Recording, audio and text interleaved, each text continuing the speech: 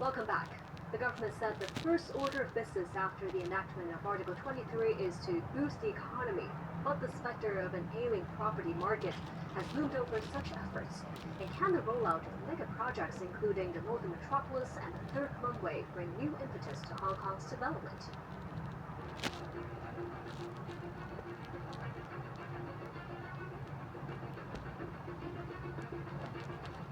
A major move to buoy the city's housing market was unveiled in February. That's the removal of all extra stamp duties, which marks an end to the city's long-standing property cooling measures. They include special stamp duty, buyer stamp duty, and new residential stamp duty for residential property transactions, targeting investors, corporate, and non-local home buyers. Stress tests for residential mortgages also scrapped.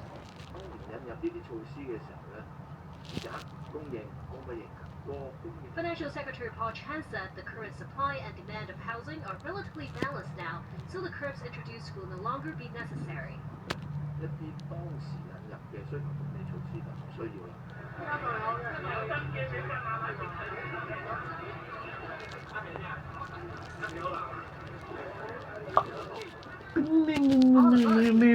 Home buyers, the residential property project was the first to go on sale after curbs were axed.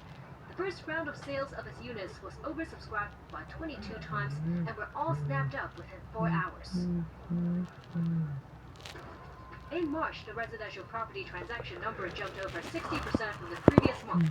The figure more than doubled in April, hitting a new high since October 2012. 我星期六仲畫演技，然之後好靚麗，翻完嗰部張陳海欣都係。Relax the loan-to-value ratio to 70% and the mortgage-to-income ratio to half. But the upward momentum could not be sustained. In October, the private residential price index tumbled about 6% from April and cascaded by 27% from the historic high in September 2021.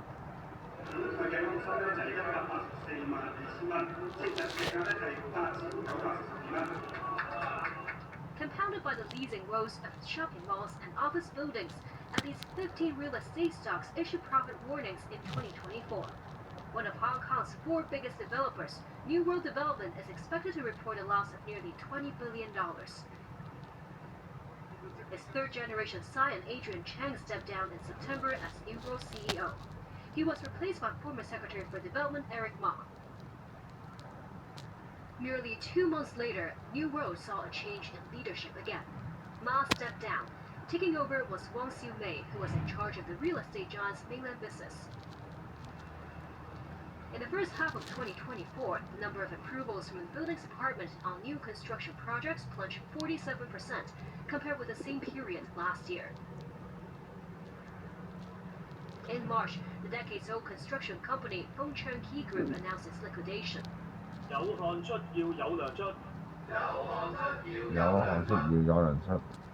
The struggle continues in the second half of the year. Woes extended after a string of wage arrears disputes emerged. In a desperate outcry, this construction worker said what the employers owe them are all hard-earned money. As of November, upwards of 2,000 construction workers have sought help. The requests involve more than $300 million.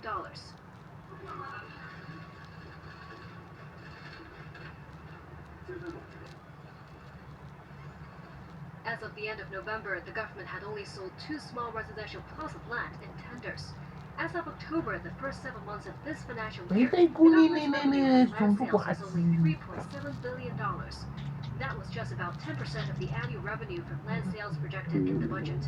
The government originally expected the fiscal deficit to narrow to $48.1 billion in 2024 to 25. But in December, the government said the public coffers are anticipating less income. The budget deficit would be adjusted upwards to the tune of $100 billion. One of the government's main stream of income, profits tax, also expected to drop owing to the ailing business environment. From residential units to commercial and industrial buildings, as well as shopping malls and retail shops, their property prices all plummeted more than 20% from their height. Also languishing were multiple chain businesses. Some opted for downsizing to cut costs. Others shuttered for good.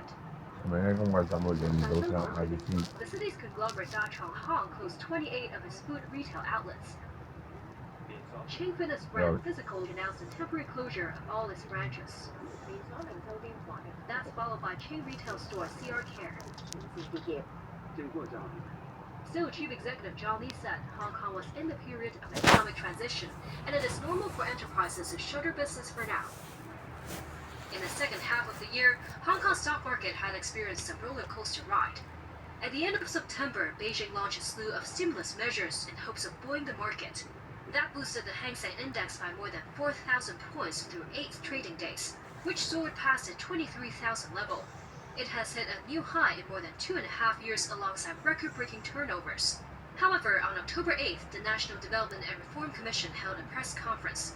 Contrary to expectations, there were no major rollout of more stimulus policies. Hong Kong stocks cascaded more than 2,100 points, marking the largest single-day decline on record.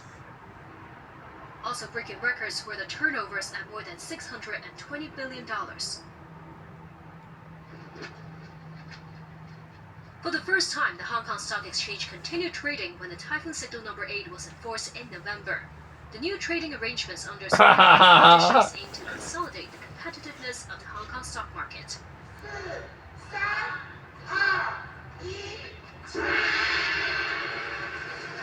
Hong Kong's initial public offering or IPO market picked up pace in 2024. As of November, the market raised funds totaling $72 billion. They included jumbo listing of India, the biggest public funds company in the mainland in September. Companies debuted in the Hong Kong stock market raised more than $30 billion. Fueled by the mega listing, the Hong Kong Stock Exchange is expected to reclaim its position among the top 5 global IPO venues in terms of the full-year IPO votes raised.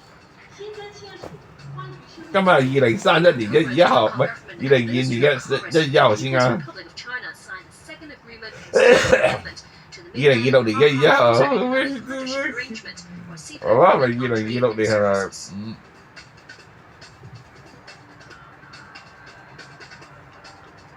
？The updated agreement made it easier for industries including finance, tourism, film, and television to establish enterprises and develop business in the mainland. In November, Xia Baolong, director of the Hong Kong and Macau Affairs Office, hosted a symposium in Shenzhen. Representatives of the Hong Kong business community, including property tycoons, were invited. Xia expressed hopes that the business leaders would show their patriotism and love for Hong Kong with practical actions. Chief Executive John Lee at the time said business and entrepreneurs should not be bystanders or commentators. Lee said business leaders must take the initiative with actions to help Hong Kong develop its economy and improve people's livelihood.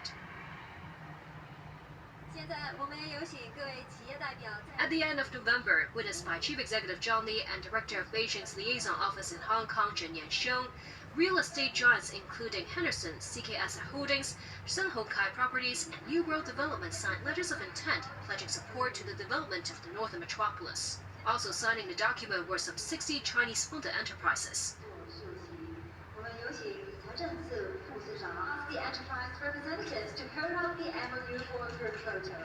The city leader also called on the business community to actively participate in the planning of government projects.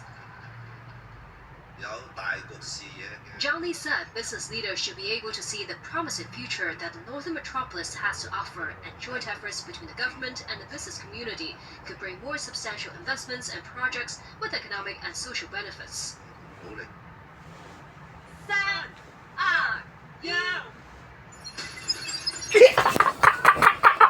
2026年，The airport's third runway took 8 years to build. The project was finally put into full operation in November. The airport authority expects the new 3 runway system will gradually increase the aircraft capacity from the current 69 to 102 flights per hour. The airport set sights on ratcheting up the capacity to handle 120 million passengers and 10 million tons annually by 2025. Chairman of the airport authority, Fred Lam, said the increase in the airport's overall capacity would help support and attract more travelers from Europe, the Americas, and Australia, as well as other countries, to bring more business opportunities to Hong Kong.